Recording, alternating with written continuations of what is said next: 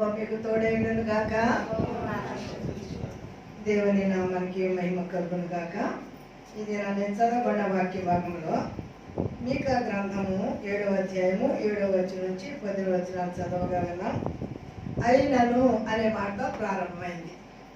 అయినను యెహోవా కొరకు నేను ఎదురు చూచెదను.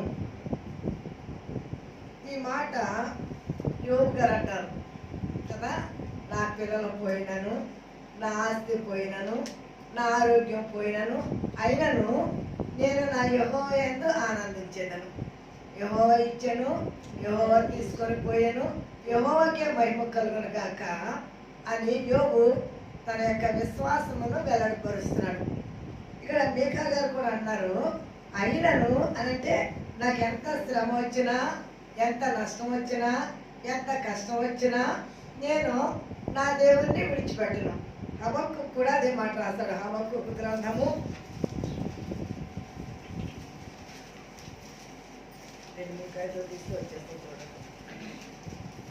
3వ అధ్యాయం 772వ పేజీ.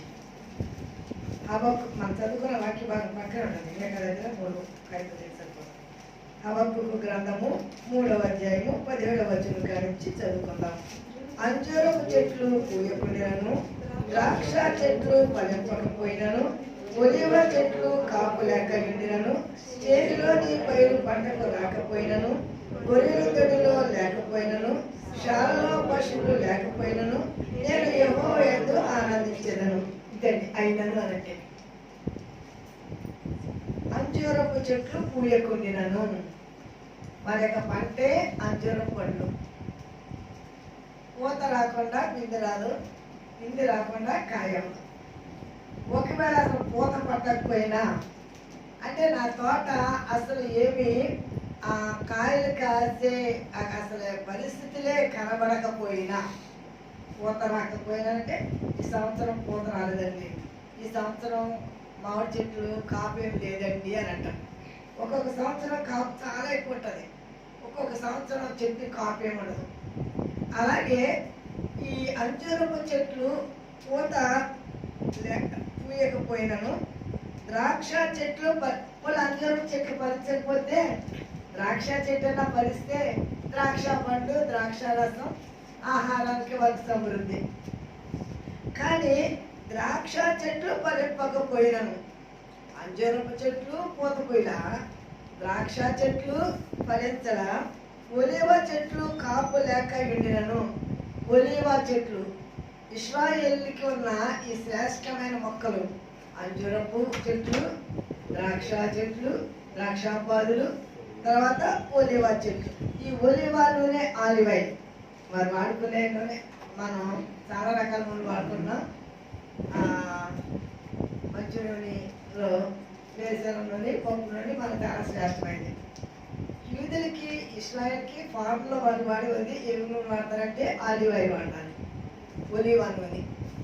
కనుక అది చాలా వారికి వ్యాపారము, లాభసాటి, చాలా వారికి సమృద్ధి. అది లేకపోయినా ఒలివ చెట్లు కాపు లేక ఉండను, చేనులోని పైరు పంటకు రాకపోయినా వాళ్ళకి తినడానికి ఏం కావాలండి? రొట్టె, గోధుమలు. మన పంట ఏంటండి? గోధుమ. మన పంట రైస్ పంట కదా. వాళ్ళకి గోధుమలు, చేను మనం వరి వేసుకుంటాం, వాళ్ళు గోధుమలు వేసుకుంటారు. ఇప్పుడు రొట్టె లేదు, ద్రాక్ష రసం లేదు, అంజూరం పళ్ళు లేవు, తైలం లేదు, ఏమీ లేదు. ఇక గొర్రెలు దొడ్డిలో లేకపోయినను, వాళ్ళే గొర్రెలు అన్నా ఉన్నాయి, అయ్యే వండుకుని వాళ్ళే ఏదో కొంచెం అమ్ముకుని వ్యాపారం చేసుకుని బ్రతుకుదాం అని అనుకుంటే గొర్రెలు దొడ్డిలో లేకపోయాను, శాలలో పశువులు లేకపోయాను. పశువులు అంటే ఏంటండి? ఆవులు కదండి, గేదెలు, ఈ పశువులు అవి లేవు. తినడానికి ఏమీ లేదు ఒక టోటల్గా మనం చెప్పుకోవాలంటే. అయినను ఇదండి మన జీవితంలో. సార్ మనం ఆలోచించేద్దాం, మనకి ఇవన్నీ కోల్పోయామనుకోండి, ఈరోజు ఇంట్లో వంట చేసుకుందామంటే ఏమీ లేవు, కూరగాయలు లేవు, కూర లేదు, నూనె లేదు, ఉల్లిపాయలు లేవు, అసలు ఏమీ లేదు. అయినా నేను చర్చికి వెళ్ళిపోతాను, అయినను నేను ప్రార్థన మాను, అయినను నేను దేవుని విడిచిపెట్టను, నేను ఖాళీగా తెలిసి వెళ్ళిపోతాను.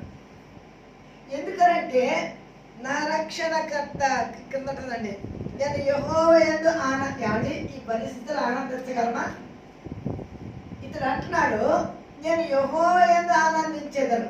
ఇవన్నీ లేకపోయినా, ఆహారం లేకపోయినా, ఒకవేళ నాకు వ్యాపారం లేకపోయినా, ఉద్యోగం లేకపోయినా, పని లేకపోయినా, ఏమి ఇన్కమ్ రాకపోయినా, నా ఇంట్లో సమృద్ధి లేకపోయినా, నాకు సమాధానం లేకపోయినా, నాకు సంతోషం లేకపోయినా, నాకేమి లేకపోయినా, అయినను నేను యెహోవా యందు ఆనంది. ఎలా వస్తుందండి ఆనందం?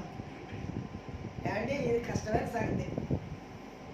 ఒకటి కాదు, టోటల్గా ఏమీ లేదు, మొత్తం అన్నీ పోయినాయి. అయినను నేను యెహోవా యందు ఆనందించేదాను. ఎక్కడి నుంచి వచ్చింది భక్తులకి విశ్వాసం అని అంటే, వారు క్రింద చెప్తున్నారు, నా రక్షణకర్త అయిన దేవుని యందు నేను సంతోషించేదను. నా రక్షకుడు నా కొరకు ప్రాణం పెట్టలే. అప్పుడు ఇంకండి లోకరక్షకుడు యేసుప్రభు రారా. ఇది పాత నిబంధన కాలం, మిగతా కాలంలో యేసుప్రభు రారా. కానీ రక్షణ అనేది యేసుప్రభు సిలువలో ఇచ్చారు కదా, అప్పుడిచ్చే రక్షణ వచ్చిందని చాలా మంది అనుకుంటూ ఉంటారు. రక్షణ అనేది హృదయంలో జరిగే కాదు. నా రక్షణ అనే మాట, నా రక్షణకర్త అయిన, నా రక్షణకు కర్త, నా రక్షణకర్త అయిన నా దేవుని యందు నేను సంతోషించదను. ఎప్పుడు సంతోషించగలను తెలుసండి? హృదయ రక్షణ కార్యం జరుగుతానండి. ఈ లోపల ఏమి లేకపోయినా సరే సంతోషమే. నా ఫ్రెండ్స్ నన్ను అనేవారు, నువ్వు ఎప్పుడు బాధలో కూడా ఎలా ఆనందంగా ఉండగలుగుతున్నావు అనేవారు. ఎప్పుడు చూసినా నవ్వుతూనే ఉంటావేంటే, ఎప్పుడు చూసినా హ్యాపీగానే ఉంటావేంటంటే, నేను అనేదాన్ని, ఈ లోకంలో ఏమి లేకపోయినా పర్వాలేదు, కానీ నా దేవుడు నన్ను విడిచిపెట్టకుండా ఉంటే నాకు అంతే చాలు. ఆయన కలిగి ఉంటే ఆ ఉండే సంతోషం. ఎందుకంటే మనం ఆయన కలిగి ఉన్నాం. ఆ రోజుకి నీకు ఏ ఆహారం కావాలో నువ్వు అడగక్కల్లా. పెట్టని ఏమండి పొయ్యిలు, కట్టని ఇండ్లు, ఏమండి ద్రాక్ష తోట లేకపోయినా, వారికి ఏమి లేకపోయినా వారిని పోషించిన దేవుడు మనల్ని కూడా పోషిస్తాడు. నా జీవితంలో ఎన్నో అనుభవాలు. వెళ్ళిపోయేదాన్ని సేవకి, ఇంట్లో ఏం లేకపోయినా సరే, మళ్ళీ ఎక్కడి చెబుతా తెచ్చుకోదాను కదా సుమా, కాలు చేతి వెళ్ళిపోయే సంపద తెచ్చుకోదాను కదా. ఎందుకంటే అప్పుడు ఎంపదండి పైసలు తీసుకుంటాడు దేవుడు, అప్పుడు అన్నాడు ఇప్పుడు అన్నాడు. ఎందుకంటే వాళ్ళు ఇస్తే మేము ఇచ్చాం కనుక కష్టంగా మేడ కట్టుకున్నాను. దేవుడు స్తోత్రాడు, మేడ గేడ కట్టేసుకుని పిల్లలు పెళ్లి చేసి అంటే అయిపోయినా తెలియదు నేను సేవకి. లేకపోతే ఇవన్నీ తెచ్చుకుని అందరూ తెచ్చుకున్నట్టు మేడం కాదు. నేను మొత్తం దేవుని మహాకృప చెప్పిన చిన్నారి కూడా పెళ్లి చేసిన తర్వాత దేవుని యొక్క కృపలో నేను దేవుని యొక్క పరిచర్యకి రావడానికి దేవుడి కృప చూపించాడు. నేను ఎందుకు ఈ మాట చెప్పినానంటే, ఈ లోకంలో ఏవో ఆశించి పరిచర్య చేస్తే, ఏదో ఆశించి సేవకెళ్తే, ఏదో ఆశించి దేవుని దగ్గరికి మనం వస్తే, దానివల్ల దేవునికి ఎంత మహిమ కాదు, మనకేమి గొప్ప ఘనత కాదు. ఏమీ లేకపోయినా దేవుని కొరకు ప్రయాస పడితే ప్రభునందు మీ ప్రయాస వ్యర్థము కాదు. నేను వెళ్ళిపోయేదాన్ని, ఖాళీ చేతులతో ఖాళీ కడుపుతో వెళ్ళిపోయేదాన్ని. డాడీ ఛార్జీ కదా తీసుకోండి కస్తూరమ్మ గారు అనేవారు. నాకు ఛార్జీ కూడా ఉందండి. నా దేవుడు ఎవరి దగ్గర పైసలు తీసుకోవద్దన్నాడు. నా ఛార్జీకి నేను తెచ్చుకున్నాను, నాకు చాలు. బస్ దిగుతాను, నడిచి వచ్చేస్తాను అంతే. బస్ దాకా నడిచేస్తాను. అప్పుడెంత అండి, 5 రూపాయలు ఉంటే చాలు, ఓ 5 రూపాయలు దూరంలో వచ్చేయచ్చు. 10 రూపాయలు ఉంటే చాలు, ఓ 2 ఊళ్ళు తిరిగేసి వచ్చేయచ్చు. పెద్ద ఖర్చు ఏమంటేది కాదు. అంటే ఈ ఆటోలు గిటోలు ఉండేవి కాదు, ఎక్కడ అమ్ముకోవడం. రిక్షా అనుకోండి, ఎక్కితే రోజు 5 రూపాయలు 10 రూపాయలు, బస్సు 2 రూపాయలు 3 రూపాయలు. అలాంటి దినాల్లో దేవుని యొక్క కృపగల నామంలో దేవుని మీద ఆధారపడి పరిచయం చేశాను. నేను ఇంటికి వచ్చేటప్పటికి దేవుని యొక్క మహాకృప చెప్పున ఎవరో మా అమ్మోళ్ళు, లేకపోతే మాకు తెలిసిన వాళ్ళు, మా చుట్టాలు, లేకపోతే నా ఫ్రెండ్స్, లేదా నాకు అప్పుడు సేవలకు సంఘం కట్టలేదు కనుక పెద్ద సేవకు సంఘం లేదు. ఇలాగ ఎవరో ఒకరు నేను వచ్చేటప్పటికి ఇంటిలో కావాల్సినవి తెచ్చాడు. పిల్లలు తినేసి హ్యాపీగా నా కోసం ఎదుగుతూ ఉండేవారు. దేవునికి మహిమ కలుగాక. హల్లెలూయా. నేను వాడు ఉంటే ఏదో కొంచెం ఏదో కొత్త గొప్ప ఉండేదాన్ని, కానీ నేను అలాగే వెళ్ళిపోవడం నా దేవుడు చూసి సమృద్ధి నింపేసేవాడు. నేను వచ్చేటప్పటికి మనుషులు ఇస్తే ఎంత ఇస్తారండి? ఎవరికి నేను నా పిల్లలకి, నా దగ్గర రక్షించబడిన పిల్లలకి నేను ఒకటే మాట చెప్పేదాన్ని, ఎవరో ఏదో ఇస్తారని మాత్రం పరిచయకి వెళ్ళబాకంటారా. 10 మంది 10 ఇస్తే 100 అవుతుంది, 10 మంది 10 వందలు ఇస్తే 1000 అవుతుంది. కానీ మనం విశ్వాసంతో దేవుని వైపు చూసి దేవుని కొరకు పరిచయం చేస్తే ఒకరితోనే 1000 రూపాయలు ఇప్పిస్తాడు, ఒకరితోనే 500 ఇప్పిస్తాడు, ఒకరితోనే 5000 కూడా ఇప్పిస్తాడు. మనం సేవ చేసేది మనుషులు కాదు, మనం చేసేది ఆయన చేస్తున్నాం. మనకి జీతం ఎవరు ఇవ్వాలి? ఆయన ఇవ్వాలి. ఆయన ఎవరో ఒక ద్వారా ఇస్తారు. నేను నా పిల్లల్ని, నా దగ్గర రక్షించబడిన పిల్లల్ని ఆయా సంఘాల్లో వాళ్ళు సీఆర్లుగా వెళ్ళేవారు. సొంత సంఘం పెట్టుకున్న పిల్లలు ఉన్నారు. ఒకసారి నా ఆత్మీయ కుమారుడు, మీకు అంతకుముందు కూడా చెప్తేనేమో మన గుర్తు చేస్తాను, చాలా కష్టాలు. అమ్మ నేను ఇంకా కష్టాలు పడలేనమ్మా, వచ్చేద్దాం అనుకున్నాను ఆ ఏజెన్సీ ప్రాంతాల నుంచి అని అన్నాడు. ఖర్చు పడిపడ్డ వాళ్ళు. నేను అన్నాను, ఏరా అన్నాను, అమ్మా ఎంత సేవ చేసినా కడుపునే ఎడదమ్మా, ఉండడానికి ఇల్లు లేదు. ఏదో తాటెక్కుతో ఎక్కడ తాటెక్కుతో అక్కడ ఎక్కువ ఆయన చూడండి, ఆ మట్టతోటి వేసుకొని దడులు ఆ మట్టలో కూర్చుకున్నారన్నమాట. మన కొబ్బరాకులు దూసుకొని అలాగా, అలాంటి దాంట్లో వాడు ఉన్నాడు. నేను వెళ్ళే తర్వాత చూడడానికి. అప్పుడు నేను సరేరా వచ్చారా నేను చెప్పరా.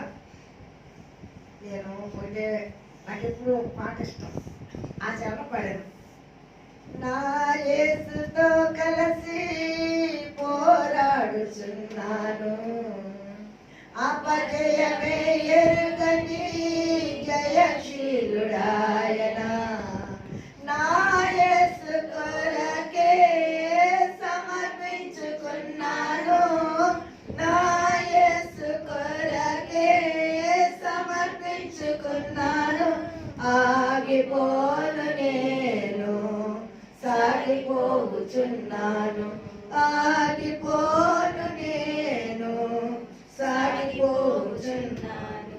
పోరాటం, ఆత్మీయ పోరాటం, చివరి శ్వాస వరకు ఈ పోరాటం ఆగదు. సాగిపోచున్నాను సిలువను మోసుకొని నా గమ్యస్థానానికి. ఆ పాట పాడేదండి. ఇక్కడ ఎవరు వద్దు అనే చెప్పరా, ఆ పాట పాడాను. సరే అమ్మా రాను అన్నాడు అంతే, ఇంకేమన్నది. ఈరోజు దేవుని యొక్క మహాకృప చొప్పున ఒక పెద్ద చర్చి కట్టుకుని, సంఘం కట్టుకుని, అక్కడ దేవుని యొక్క నా మహిమాత్మయ సేవలో వాడుతున్నాడు. ఏవో పేరు పెట్టుకుని ఆ చర్చి దేవుని మహిమ కలుగాక. హల్లెలూయా. అయినను నేను శ్రమలు కొంతకాలం ఉంటాయి, ఈ సమస్యలు కొంతకాలం ఉంటాయి, ఈ ఆకలి కొంతకాలం ఉంటుంది, ఇబ్బందులు కొంతకాలం ఉంటాయి. నేను వెళ్ళానండి ఆ మందిరం పునాది వేయడానికి వెళ్ళాను. మాడు అంటే 100 రూపాయలు లేకపోతే లోపలికి అలాంటి దడి కట్టి నా రూమ్లో ఉన్నాడు. నాకు బాధ అనిపించింది, ప్రార్థన చేసి వచ్చాను. తర్వాత మందిరం కట్టిన తర్వాత ప్రతిష్టకి వెళ్ళాను, ఓపెన్ చేయడానికి వెళ్ళాను, ఫౌండేషన్ వేయడానికి వెళ్ళాను, ఓపెన్ చే అక్కడ యూనియన్ ఉంటుంది కదా, పాస్టర్స్ యూనియన్ ఉంటుంది. 15 మంది 20 మంది పాస్టర్లు వచ్చారు. అంతమంది వచ్చిన వాళ్ళందరితోనే మాట్లాడాను. ఆత్మీయ తల్లండి, నేను ఇక్కడి నుంచి వెళ్ళిపోవలసిన వాడిని, కానీ నన్ను బలపరిచి మళ్ళా తిరిగి సేవకి ఇక్కడ ఉండడానికి తాను చేసిన ప్రార్థన. నేను ఈరోజు ఇక్కడ సంఘం కట్టుకుని చర్చి కట్టుకోవడానికి దేవుడి కృప చూపించాడు. చెప్పి మా అమ్మే ఓపెన్ చేస్తారు, మా అమ్మే వాక్యం చెప్తారు అని చెప్పి దేవుని యొక్క మహిమార్థమై అక్కడ దేవుడు అలా వాడుకోవడానికి ఆ బిడ్డని దేవుడి కృప చూపించాడు. నేను ఎందుకు మాట చెప్తున్నానంటే, దేవుని యొక్క వాక్యము చదివే మనం, వాక్యాన్ని వినే మనం ఒకవేళ ఇవన్నీ కోల్పోయినా, ఇవన్నీ లేకపోయినా ఎవరిని బట్టి ఆనందిస్తాము?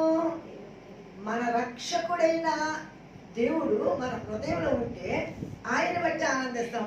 అందుకని హబక్కూకు మాట అన్నాడు, ప్రభువుకు యెహోవాయే నాకు బలము, ఆయన నా కాళ్ళను లేడి కాళ్ళ వలె చేయును, ఉన్నత స్థలం మీద ఆయన నన్ను పైనేమీ లేదు, పైనేమి లేదు కదండి.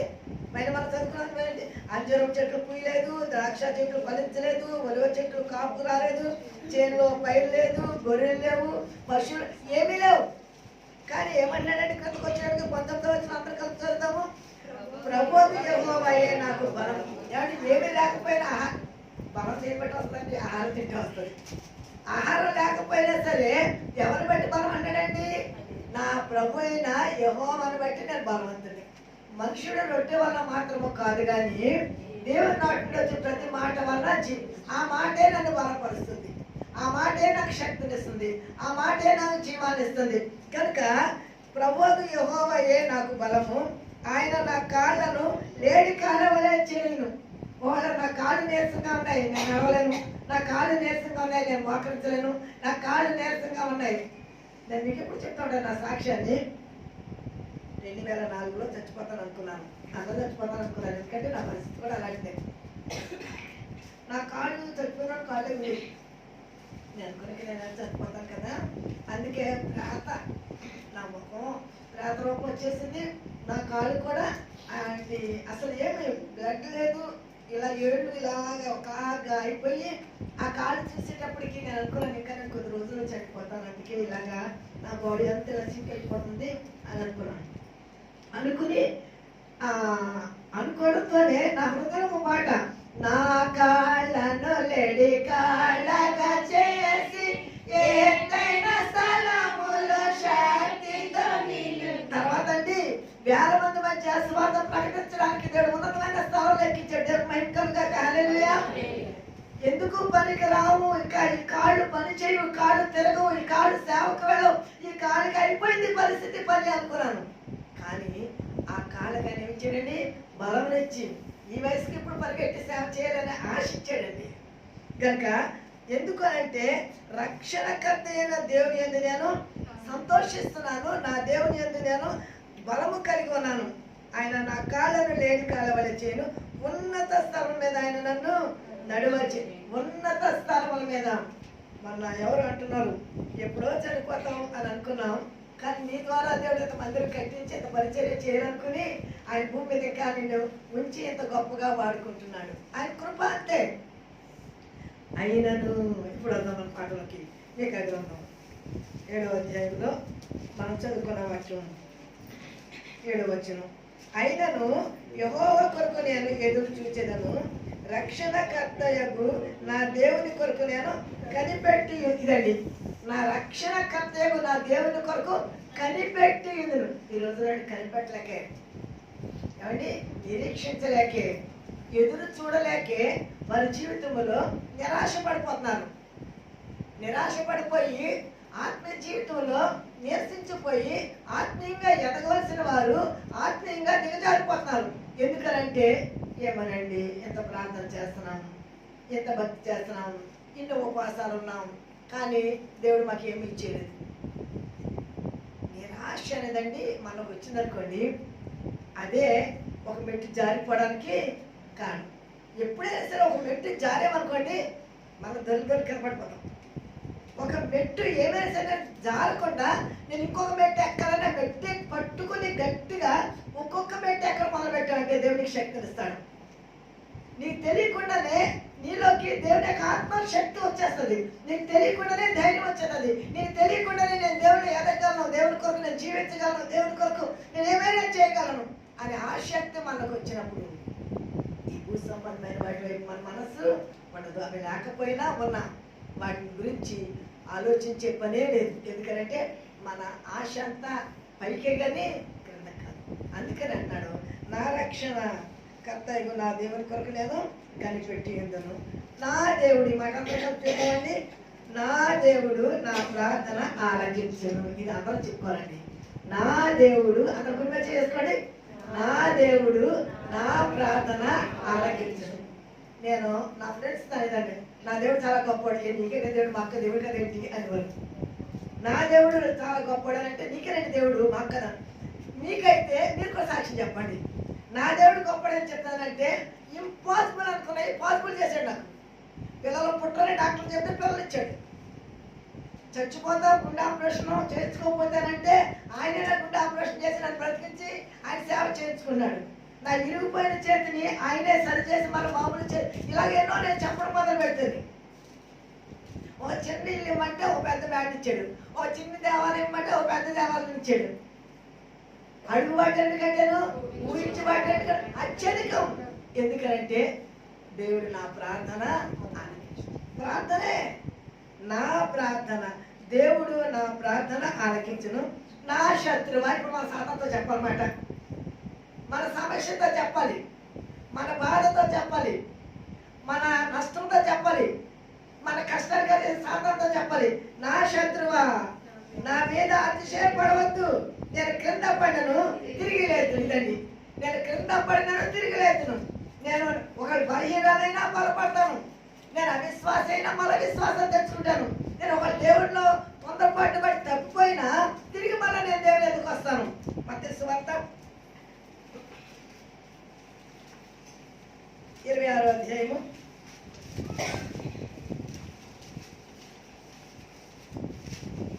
74-75 చదువుతున్నాను చూడండి.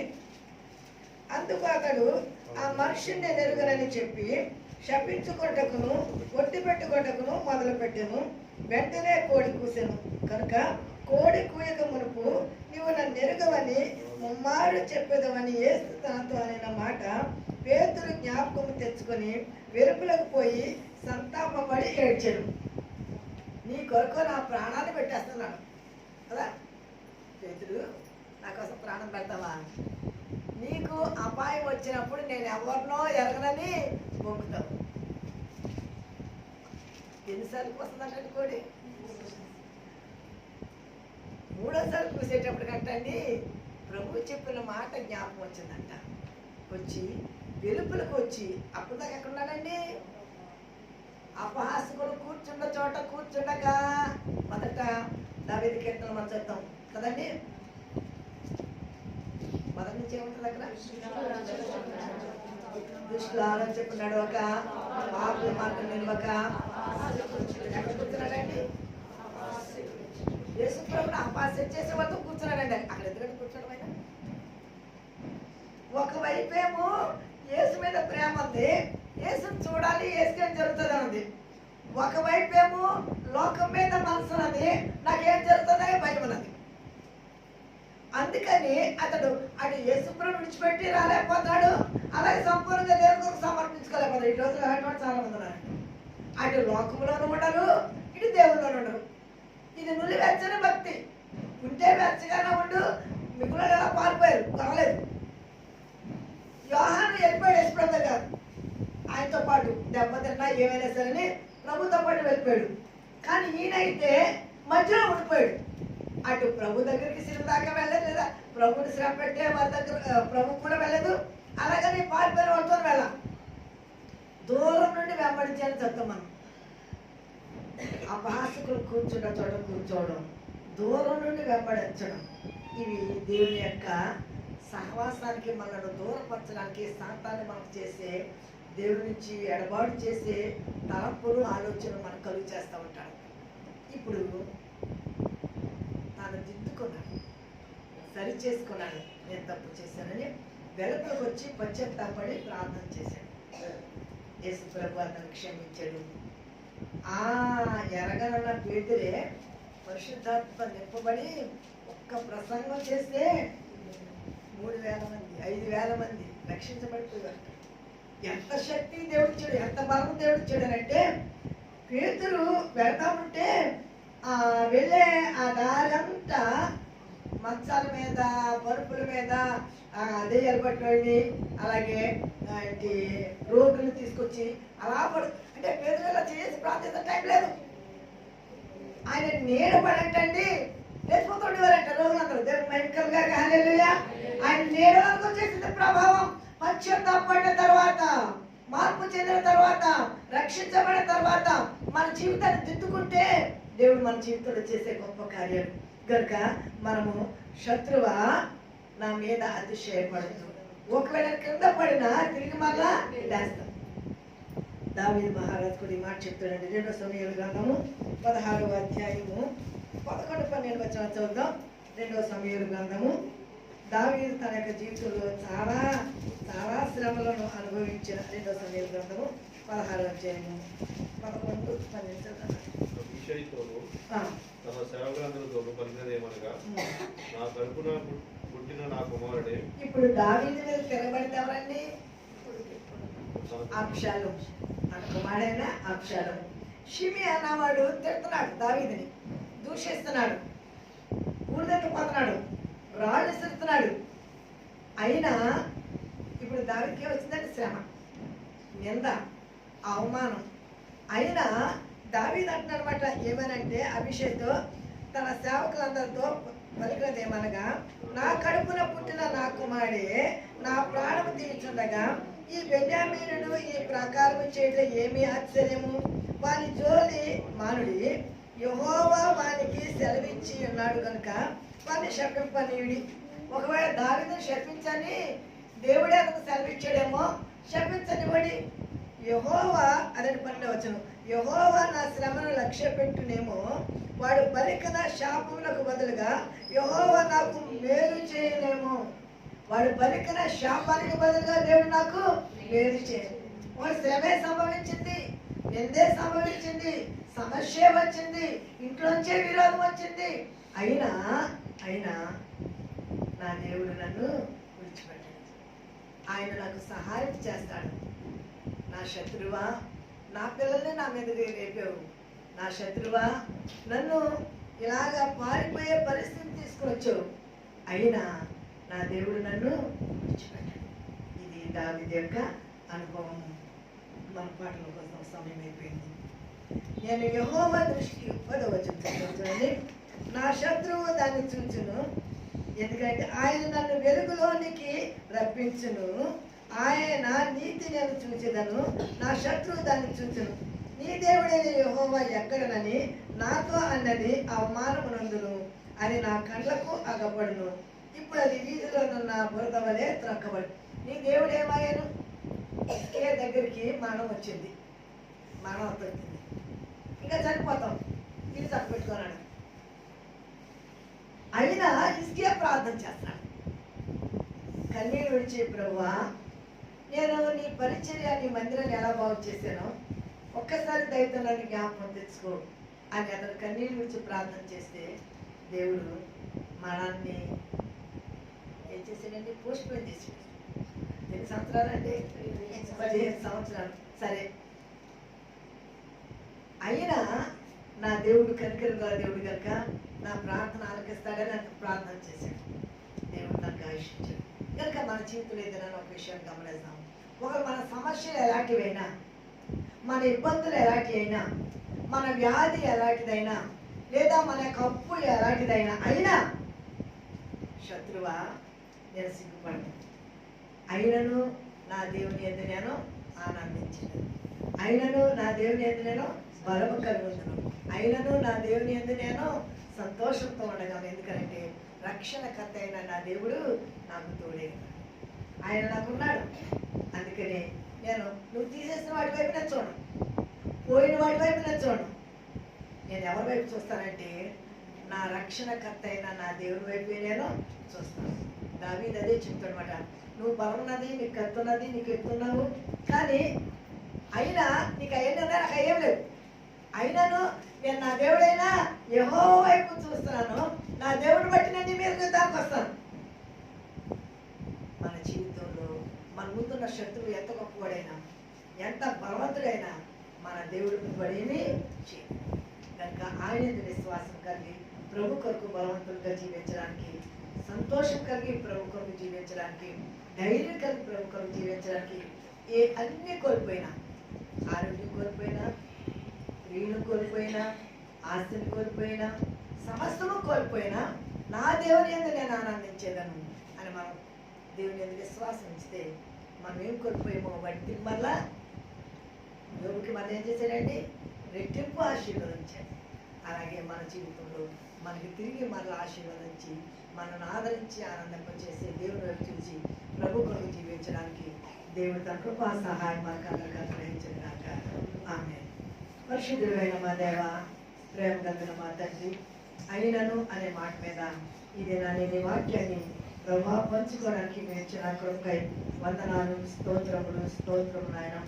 ఈ దినాన్ని మమ్మల్ని విడిచిపెట్టేసిన బంధువులు విడిచిపెట్టేసిన ప్రభా, కన్నవారు విడిచిపెట్టేసిన, కట్టుకున్నవారు విడిచిపెట్టేసిన దేవా, ఈ లోకంలో అయ్యా మాకు ఏమున్నాయో అవన్నీ కోల్పోయినా మీరుంటే చాలు ప్రభా, మీరుంటే చాలు అనే విశ్వాసంలో భక్తులు ఎలా ఉన్నారు, హబక్కుకు ఎలా ఉన్నాడు, మీకా ఎలా ఉన్నాడు, హిజ్కియా ఎలా ఉన్నాడు, దావీదు ఎలా ఉన్నాడు, పేతురు ఎలా ఉన్నాడు, మేమును అలాగుండుటకు నీ పరిశుద్ధాత్మ సహాయం అందరికీ దయచేయమని యేసయ్య పరిశుద్ధ నామములో మిక్కిలి వినయంతో బ్రతిమలాడి వేడుకొంచున్నాను తండ్రి.